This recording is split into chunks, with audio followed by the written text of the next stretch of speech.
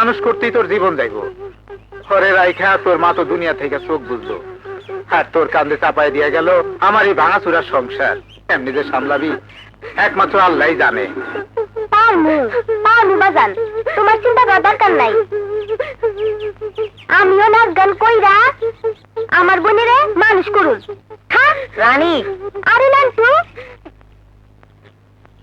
রানী আমরা না শহরে চলে যেতেছি। ভাবি সত্য সত্যই গ্রাম ছেড়ে চললেন? কি করবো ভাই সাহেব, মাতাবার মহাজনে কোন বাঁচাইয়া আমি তো টিকতেই পারলাম না। তার উপর ভিটামাটি থেকে খেদা দিল।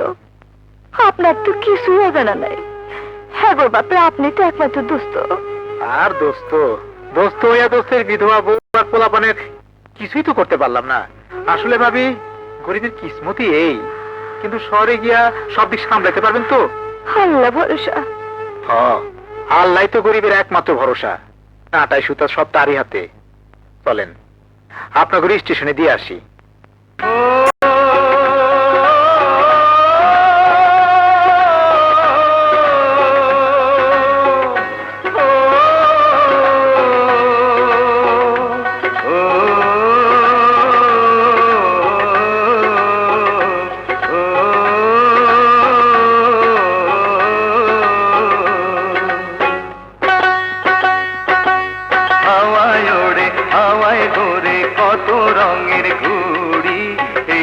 জগৎ জুড়ি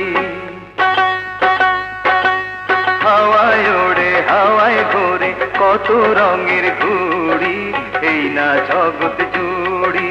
নাটাই সুতা যার হাতে তারই সন্ধান করি, হাওয়ায় ওড়ে হাওয়ায় ঘোরে কত রঙের ঘুড়ি, এই না জগৎ জুড়ি।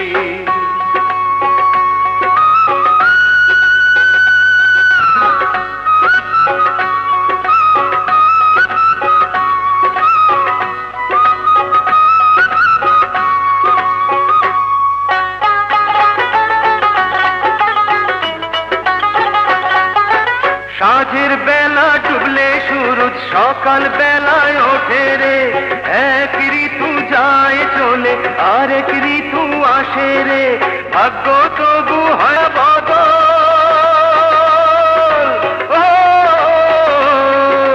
ভাগ্য তবু হয় না বদল আমার কোনো কালে রে।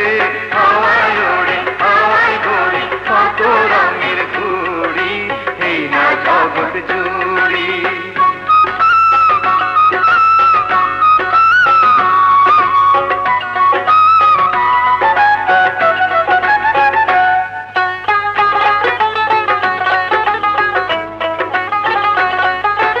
কেমন আচার কেমন বিচার তোমার ভবের সংসারে, মাটির পুতুল লইয়া তুমি খেলছো শখের খেলারে, এত সাজা কষ্ট দিলা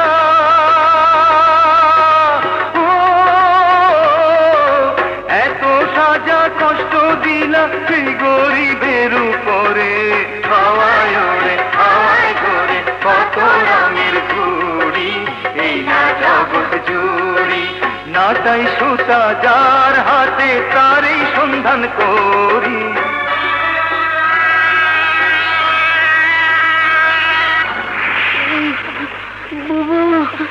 মা, নান্টু শরীর তো জ্বরে পুড়ে যেতেছে। নান্টু নান্টু বাজান, পানি খাবো। চল আজ মা, তাড়াতাড়ি একটু পানি নিয়ে আয়। আনতেছি মা।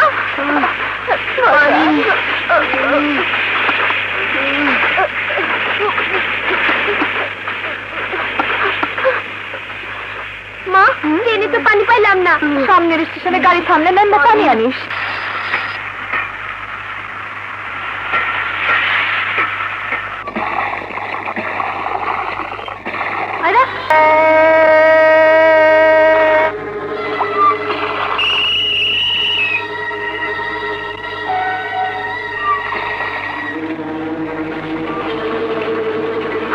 কি করে দিল আমার নাজমা?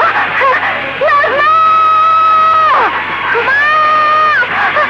তাড়াতাড়ি আয় মা! বাবা!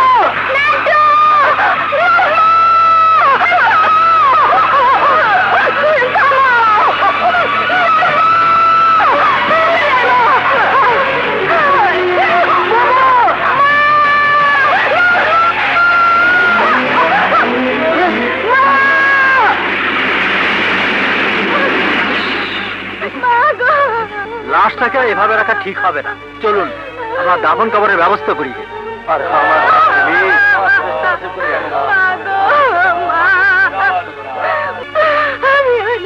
ওঠ মা, ওঠ। মা, তুমি আমার সাথে যাবে, আমাদের সাথে থাকবে। হ্যাঁ মা, আয় মা, আয়। আসসালামু আলাইকুম উকিল সাহেব। ওয়ালাইকুম আসসালাম। এরে আবার কোত্থেকে নিয়ে আইলেন? বেচারির মা ট্রেনে কাটা পড়ে মারা গেছে, আর ছোট ভাই ট্রেনের সঙ্গে চলে গেছে। আরে ভালোই করছেন, আপনার তো আবার ছেলে মেয়ে নাই। হ্যাঁ, তাই তো নিয়ে এলাম। চল মা, এই পান্দে চল। জানি না আল্লাহর কি ইচ্ছা, তবে ও যখন আমার বুকে এসে পড়েছে, ওকে আমি জান দিয়ে আগলিয়ে রাখবো। শালা বটতলার উকিল, আজ তোর জন্য কার শাস্তি হয়েছে জানিস? আজিজ শেঠের ছেলে আকবর শেঠের। কিন্তু ভাই, সে তো অন্যায় করেছে, অন্যায় ভাবে মহল্লা দখল করতে চেয়েছিল। এই মহল্লার একটা মেয়েকে জোর করে তুলে নিয়ে তার সর্বনাশ করেছে। চলো, আমার কথা শুনুন ভাই, আপনি আজিজ শেঠের ছেলে পাঠাইছ কোথায় বড় বড় বক্তৃতা হলো, গরিবের অধিকার, গরিবের যুদ্ধ, গরিবের সম্মান নিয়ে থাকতো। আজ দেখা এসব বই বলে বলে আইন শিখতো।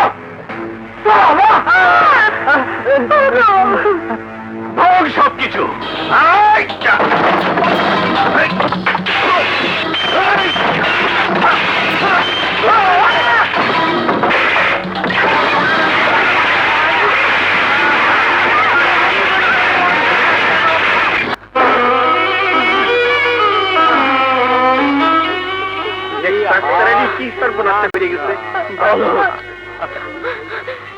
আমার তো জীবনের সব কিছু শেষ হয়ে গেল। ভেবেছিলাম এই কুড়িয়ে পাওয়া মেয়েটাকে আমি উকিল বানাবো, সেই স্বপ্ন আমার শেষ হয়ে গেল। মহল্লা ভরা এতগুলা মানুষ থাকতে গুন্ডারা এসে আমার সর্বনাশ করে দিয়ে গেল। আর কোন ভরসা আমি এই মহল্লায় থাকবো? উকিল স্যার, আমরা এই মহল্লার সবাই আপনার লগে আছি, আপনার এই মহল্লা ছেড়ে যেতে দেবো না।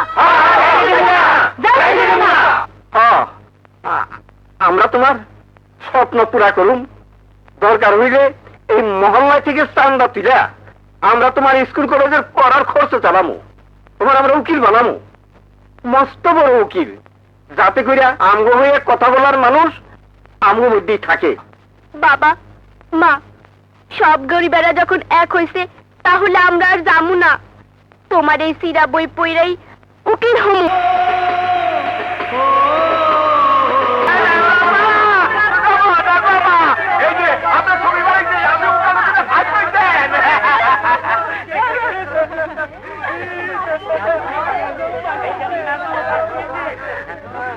বাবার স্বপ্ন সার্থক হয়েছে, মার স্বপ্ন পূরণ হয়েছে, আপনাদের সবার স্বপ্ন পূরণ হয়েছে। আমি ওকালতি পাস করেছি, আমি ফার্স্ট ক্লাস পাস করেছি।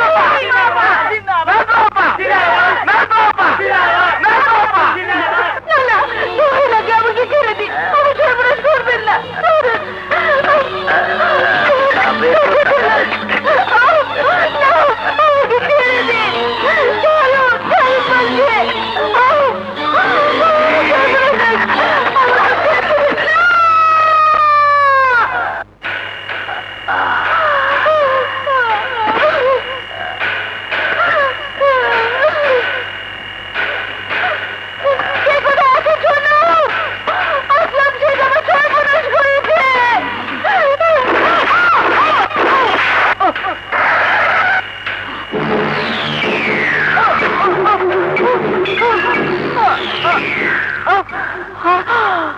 রক্ত মাখা কোটটাকে গায়েব করতে হবে।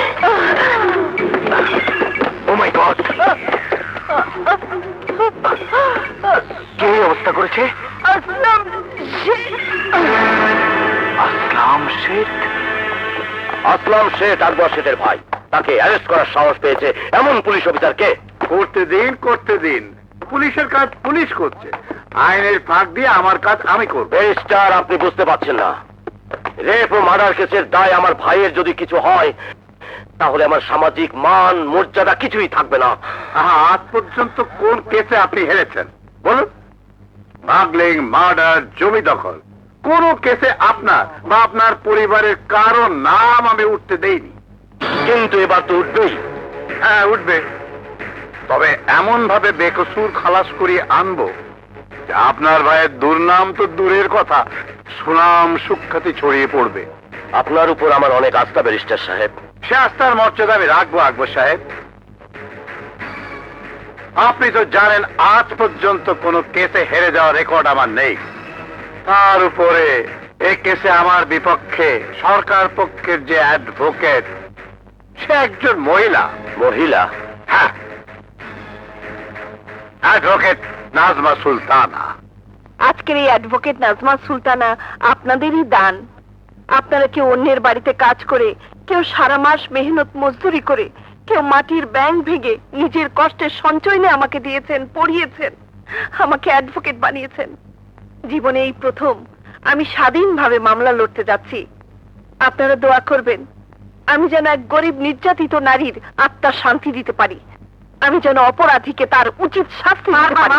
তুমি পারবা, আল্লাহ গরিবের সহায়, আল্লাহ তোমারে জিতাইব। আমরা প্রাণ খুলে তোমারে দোয়া করতে আছি। জানি আপনারা আমাকে দোয়া করবেন, আপনারাই তো আমার সব। এই জগতে আপনারা ছাড়া তো আমার আর কেউ নেই। একটা ভাই ছিল, জানি না বেঁচে আছে কিনা। এই বাজি বাজি বাজি বাজি, কোটি কোটি টাকার বাজি। একদিকে বাধা বাধা সব ব্যারিস্টার, অন্যদিকে সত্য ন্যায় আর নতুন অ্যাডভোকেট নাজমা সুলতানা। আমি বলছি নতুন অ্যাডভোকেট নাজমা সুলতানাই জিতবে।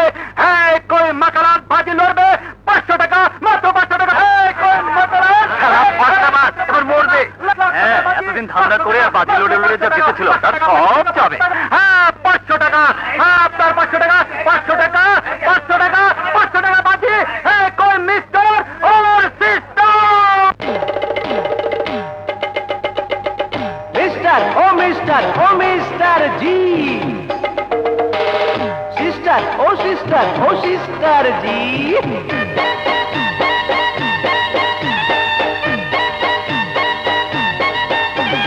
খেলা শুরু হলো চমৎকার, হেরে যাবে ওই ব্যারিস্টার।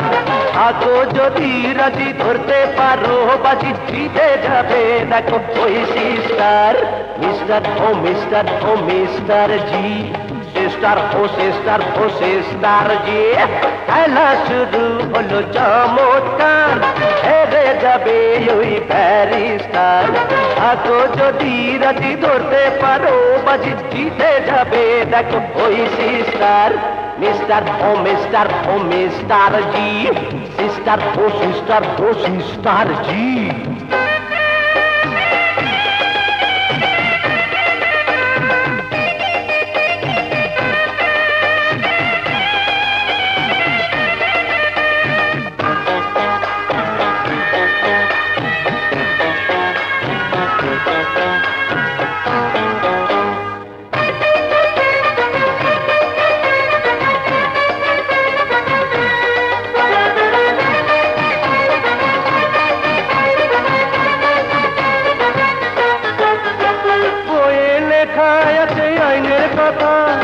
এখানে নাই লেখা দুঃখের ব্যথা, ওই লেখায় আছে আইনের কথা।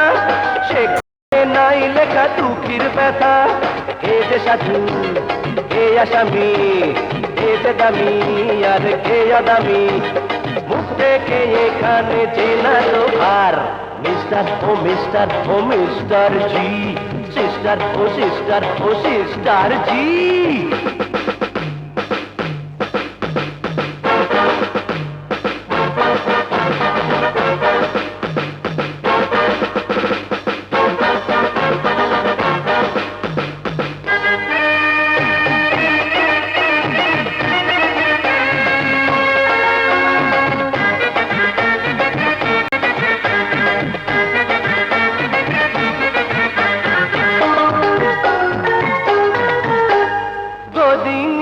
চলে তাড়াতাড়ি, এগিয়ে বসবে তাড়াতাড়ি।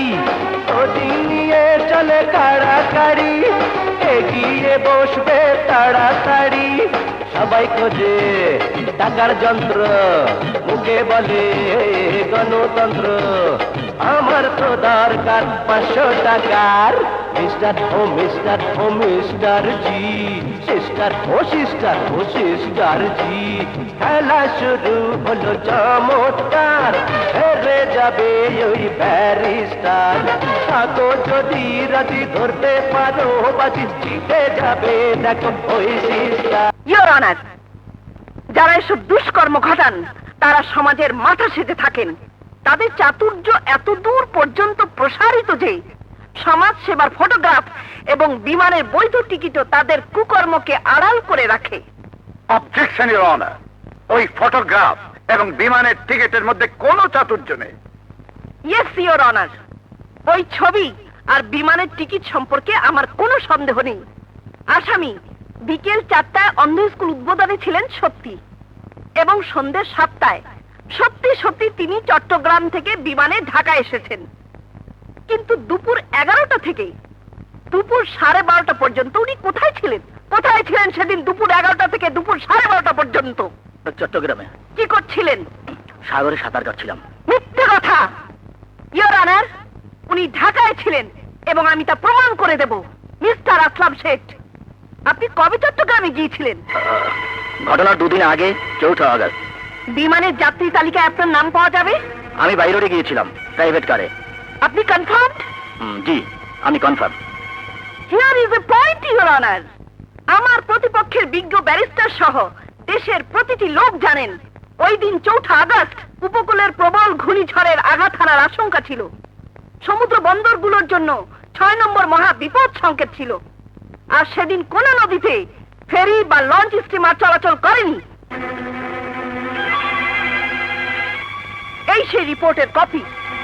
তাও যদি হয় ইওর অনার, তাহলে আমার ক্লায়েন্টকে বিকেল 4টার অনুষ্ঠানে চট্টগ্রামে উপস্থিত থাকার জন্য অন্তত পক্ষে সকাল 9টার মধ্যে রওনা হতে হয়েছিল। অতএব বেলা 11টা থেকে 12:30 পর্যন্ত তার পক্ষে ঢাকায় থাকা প্রশ্নই ওঠে না। ওঠে ইয়োর অনার। 12:30 নয়, 1টা, এমনকি 2টো পর্যন্ত ঢাকায় থেকেও আসামির পক্ষে বিকেল 4টায় চট্টগ্রামের অনুষ্ঠানে যোগ দেওয়া সম্ভব। Come to the point, advocate Sultana. Yes your honour. আসামির অনেকগুলো বিলাসিতার মধ্যে একটি হলো ফ্লাইং ক্লাবের বিমান নিয়ে আকাশে ওড়া। ঘটনার দিন অর্থাৎ 6 আগস্ট দুপুর 1টার পর আসামি ফ্লাইং ক্লাবের বিমান ভাড়া করে দুপুর 2টায় চট্টগ্রামের উদ্দেশ্যে রওনা হয়। এই সেই ফ্লাইং ক্লাবের রিসিট। ইয়োর অনার, সেই লেখা সাদা কোটটি আদালতে উপস্থিত করার জন্য আমি 2 দিনের সময় প্রার্থনা করছি এবং সেই সাথে এই 2 দিনের জন্য আসামিকে পুলিশ রিমান্ডে রাখার অনুমতি চাচ্ছি, যাতে করে আসামি পক্ষ প্রমাণ গায়েব করার সুযোগ না পায়। প্রার্থনা মঞ্জুর করা হলো এবং সেই সাথে আসামিকে 2 দিনের পুলিশ রিমান্ডে রাখার অনুমতি দেওয়া হলো। আদালত আজকের মতো এখানেই মুলতবি ঘোষণা করা হচ্ছে। এইটা কি করলেন আপা? আসল কোটটা দেখিয়ে দিলেই তো কেসটা খালাস হয়ে যেত। নির্ভয় ফাঁসি। কোর্টটা কোন এলাকায় আছে তা আমি জানি। আরে টাকাটা পেতে আবার 2 দিন দেরি করতে হবে। কোটটা যদি আজ হাজির করে দিতেন। ওই কোর্ট নাজমার হাতে পড়া মানে আসলাম শেঠের ফাঁসি, এই আকবর শেঠের ছোট ভাইয়ের ফাঁসি। না না, তা কিছুতেই হতে পারে না। গালা! জি বস, তুই তো নাজমার বস্তিতে থাকিস, যা অ্যাডভোকেট নাজমাকে তুলে নিয়ে আয়। কিন্তু বস, ওই বস্তিতে ঢোকা মুশকিল। কেন? বস্তির সবাই নাজমার ভক্ত, তবে একজনকে পাঠান, তাহলে কেল্লা ফতে। সে হলো মুন্না। ইয়েস, মুন্না, আমার নিজের হাতে করা মুন্না। মুন্না? মুন্না? মুন্না তো খামাখা মহল্লার মধ্যে ঢুকে না।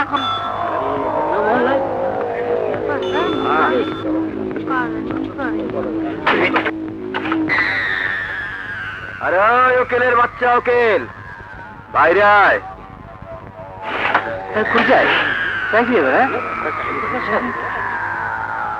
আয়, তোর ওকালতের জবান টেনে ছিঁড়ে নিয়ে যাব। বাইরে আয়।